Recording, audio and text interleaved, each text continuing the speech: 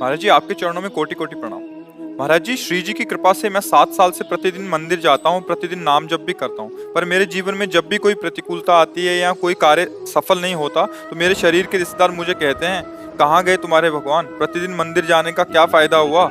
जब वो ऐसा कुछ भगवान के विषय में बोलते तो मुझे बहुत गुस्सा आता है। महाराज जी, मेरा मार्गदर्शन करें। देखो, अज्ञानी जन तो कुछ भी बोलते हैं। अभी मंदिर जाना या कुछ भी सत्कर्म करना नई खेती है, और माल तो पुराना ही खाना पड़ेगा। अभी जो पूर्व स्टॉक है गोदाम में वही चलेगा। फसल आगे वाली जब आएगी तो जो भी प्रश्न करे कि मंदिर जाते हो तो क्या हुआ, तो किसान पहले खेती तैयार करता है, फिर बीज बोता है, फिर सिंचाई करता है, महीनों सेवा करता है, खूब पैसे लगाकर उसे बल प्रदान करता है खेती को।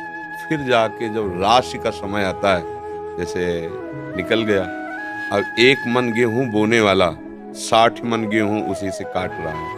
अब जब 1 मन गेहूं फेंक दिया और दूसरे दिन उसके पास रोटी के लिए नहीं, अब उसे कोई उपहास करे कि बेवकूफ है ये, फेंक के आया 1 मन, कम से कम पिसवाता तो 1 हफ्ते चलता, क्या करेगा वो 1 मन? तो चुप रहो, 4 महीना चुप रहो, इसके बाद वो 1 मन 60 मन तुम्हें जब देगा तब उसको बताना कि ये देखो 1 मन फेंका था, अब 60 मन आया है। तो अभी आपका मंदिर जाना, भगवत आराधना करना, ये नया कर्म है। ये जब फलीभूत होगा तब तक पता नहीं वो देखने वाले रहें कि ना रहें क्योंकि कोई भी खेती तत्काल नहीं होती ना। तो इसलिए बच्चा, ये सत्कार्य है। सत्कार्य कभी व्यर्थ नहीं होता। जब असत्कार्य नहीं बिना दंड दिए रहता तो सत्कार्य तुम्हें मंगल किए बिना कैसे रह सकता है। हाँ, ये जरूर है कि पूर्व जन्म के हमारे कुछ ऐसे कर्म हैं जो हमें भोगने ही पड़ेंगे। हाँ, तो इसमें कभी भगवान पे अश्रद्धा न करें। हाँ, उसको जैसे हम कई बार सत्संग में सुनाया है, उदाहरण से बात समझ में आ जाती है। 1-2 मित्र थे, स्कूल में साथ पढ़ते थे। जब थोड़े सयाने हुए तो एक गलत मार्ग में चला गया। धनी घर का था, शराब पीना, वैश्यागमन करना, जुआ खेलना, बस ऊट पटांग गनत। और एक था गरीब घर का था, वो गंगा नहाना, नाम जप करना, मंदिर जाना ऐसे शुरू कर दिया। अब जो जिस मार्ग में चलता उसमें उसकी और बढ़ोतरी होती, वो और गंदा, ये और भगत, तो इसने ब्याह भी नहीं किया, नाम जप। और वो तो मतलब जितनी गंदगी। एक दिन दोनों मित्रों की मिलान हो रही थी, वो उधर से आ रहा था और ये इधर गंगा नहा के नाम जप करते हुए जा रहे थे। तो ये देखा मित्र से इतना बड़ा खजूर काटा होता ना, इतना बड़ा काटा पार कर गया। वो भगवान का नाम लेते हुए बैठ गए और वो लांग बूट पहने हुए नशे में एकदम। बोले, देख लिया तेरे भगवान ने क्या किया, पूरा जीवन हो गया ना गंगा नहाते हुए, अब क्या? देख मेरे पास वैभव, क्या कमी है। लोग जहाँ जाते 4 लोग आओ बैठते, मौज मस्ती, कहते थे हमारे साथ रहे, मौज मस्ती में रहेगा। अब इतना कह के तो चला गया। 4 कदम बढ़ने पर उसको एक अटैची मिली जिसमें हीरे थे। लौट के फिर आए, बोले, देख रहे तेरे कांटा लगाओ मेरे। अब तो उसका विश्वास नष्ट हो गया कि यार मतलब वास्तविक कुछ रहे, गंगा नहाना है सब चला। इतने में जब किसी का विश्वास टूटता है तो भगवान उसको, जैसे आपको यहाँ भेज दिया, या भगवान स्वयं समझा देंगे, क्योंकि विश्वास भगवान पे किया ना तो वही समझा। ये ड्यूटी है उनकी, वो समझा देते। कोई ऐसा शास्त्र पढ़वा देंगे, कोई प्रवचन सुनवा देंगे, अच्छा ऐसा आपके या अंदर ही विवेक जागृत, ये उनके हाथ का बात। वो क्या करते हैं, भगवान एक ब्राह्मण के रूप में वयोवृद्ध तपस्वी, अरे बेटा तुम्हारे कांटा लग गया क्या? राम राम। बोले, नाम मत लो, पूरा जीवन हो गया नाम लेते हुए, हमको क्या मिला? वो हमारा मित्र है, शराब पीता, व्यभिचार करता है, नाना प्रकार के, और देखो उसे अटैची में यहाँ भोजन की व्यवस्था नहीं, पूरा जीवन हो गया। बोले, पहले कांटा निकाल देने। तो भगवान थे, सर से कोई पीड़ा नहीं। कहा, बेटा तुम देखना चाहते हो कि उसको ऐसा क्यों है, तुम्हें ऐसा क्यों है? तो जो टीवी चल दे ना सीरियल, ये देखो, चिप लगा दे तो पूरा सीन, और उसको पूर्व जन्म का सीन दिखाई देने लगा कि ऐसा भयानक पापाचरण पूर्व जन्म किया था, इस जन्म में इसी क्षण सूली की सजा मिलनी थी। उसे पूर्व में राजा लोग सूली की सजा देते थे। सूली के एक भाले जैसा यंत्र ऊपर से जाके छोड़ दो, गुदा द्वार में ऐसे घुस जाए, वो तड़पता हुआ कितने घंटों में, मतलब बहुत बुरी मृत्यु, जैसे क्रूश की सजा, गाड़, बहुत बुरी मृत्यु।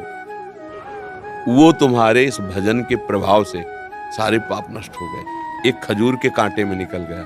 अब तुम्हारे पाप नष्ट हो गए, अब ये पुण्य और पीछे का पुण्य दोनों मिल रहे हैं। आगे चलकर तुम्हारी ऐसी उन्नति होगी जो सदा सदा के लिए सुख प्रदान करेगी। और इसका पूर्व जन्म का इतना पुण्य था कि इस समय इस प्रांत का ये राजा होता, पर इसने व्यभिचार करके पाप करके सारे पुण्य नष्ट कर दिए।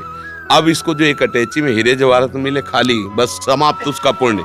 इसको जहां भोगेगा तहां पूर्व का पाप और अभी का पाप जब मिलेगा तो ऐसे ब्लास्ट होगा कि देखने लायक नहीं रहेगा। अब उसको विश्वास हुआ कि हाँ ये बात, बोले तो कभी हम नहीं छोड़ेंगे भजन। बोले हाँ, भजन व्यर्थ नहीं होता। वर्तमान में देखा जाता है कि सत्य से चलने वाला, भजन करने वाला दुखी हो सकता है, और गंदा आचरण करने वाला बढ़िया पर ध्यान रखना, वो बढ़िया तब तक है जब उसका पूर्व का पुण्य चल रहा है। जहां वो खत्म हुआ फिर देख लेना क्या बढ़िया है। हमने कई बार सत्संग में भी बताया कि एक पूर्वाश्रम में जब हम थे तो वहां आते थे ठाकुर राघवेंद्र सिंह, थे भी ऐसे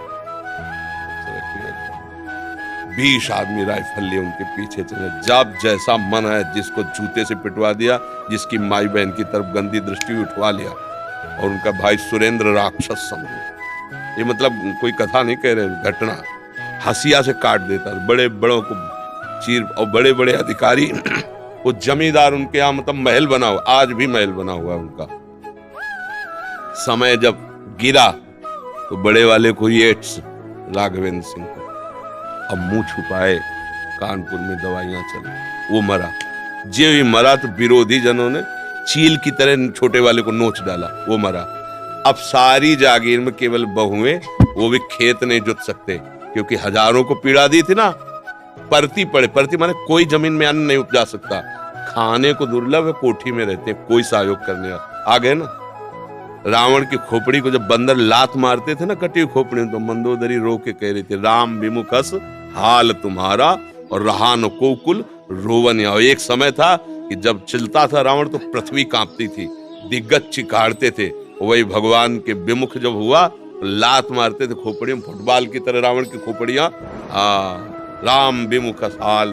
तो हम लोग क्या वर्तमान को देख कर के अंदाज लगा लेते हैं गलत है या सही। वर्तमान में सही चल रहा है पर बार बार उसको धोखा खाना पड़ रहा है, तो लगता है सही कहाँ है, गलत चल रहा है। और वर्तमान में गलत चल रहा है, बार बार उसकी प्रोग्रेस, उन्नति होती चली जा रही, ये मार्ग सही नहीं, नहीं भूल नहीं। सत मार्ग कभी गलत नहीं हो सकता और गलत मार्ग कभी सत्य नहीं हो सकता, और सत्य की कभी पराजय नहीं है। थोड़े दिन देखो, पांडवों को वनवास हुआ, लेकिन हस्तिनापुर का चक्रवर्ती सम्राट का अभिषेक महाराज युधिष्ठिर को ही हुआ, काट के फेंक देंगे पूरा परिवार कौरवों का, है ना। थोड़ी दिन के लिए दुर्योधन दुशासन ये सब भूल रहे थे, वो बेचारे कष्ट पा रहे थे वन में, लेकिन परिणाम भगवान श्री कृष्ण और धर्म जिसकी तरफ है, जय उजी। तो थोड़े दिन कष्ट मिलना कोई मतलब बुरी बात नहीं, परिणाम बढ़िया हो ये बात देखो। थोड़े दिन मौज मस्ती हो, परिणाम तो फिर परिणाम। अब मौजे मस्ती में तो जेलें भरी है, ये जेल काहे भरी है, यही भरी है। बुद्धि भ्रष्ट हो गई, गलती कर दी, आजीवन सजा, आजीवन कारावास। भैया कभी अपने विश्वास को विचलित मत करो, है ना। वो ऐसी शक्ति हमें देना दाता, मन का विश्वास कमजोर होना। कहीं से भी बात हो, अपनी बात, हे प्रभु मुझे ऐसी सामर्थ्य दो कि आपके प्रति कभी मन का विश्वास करें। ये माया करेगी, लोग ऐसा उपहास करेंगे, बड़े भजनानंदी मन के हो गई ना किडनी फेल। दूसरे के लिए बपली कह रहे, हो गई ना किडनी फेल क्या। अब ये प्रोग्राम पीछे का चल रहा है नहीं? हमारी नई खेती है, ये देख लो नई खेती। अब नौजवान राधा राधा ऑफिसर रैंक के लोग नौकरी छोड़कर बाबा जी बने बैठे, ये हमारी कमाई है, और ये हमारे पीछे पूर्व जन्म का कोई पाप, माँ के गर्भ से ही ऐसी रचना की किडनी की कि अब जाकर के फेल हो गए। ये गर्भ से ही होता है, पॉलिसिस्टिक किडनी डिजीज, ये एक रोग होता है जो माँ के गर्भ से इसकी रचना होती है, ये वंशानुगत आता है। तो किसी के कहने से क्या है भाई, सब संसार में अपने अपने मन से चल रहे, वो कुछ भी बोल सकते, भगवान को गाली दे सकते, ले भगवान को गाली दे, तो किसी के मुंह में नहीं लगना, अपनी बात समझना है। बड़े भाग्यशाली हो जो तुम मंदिर जाते हो धर्म भाव में, शराब तो नहीं पीते होगे, हाँ पीना भी नहीं, हाँ कोई भी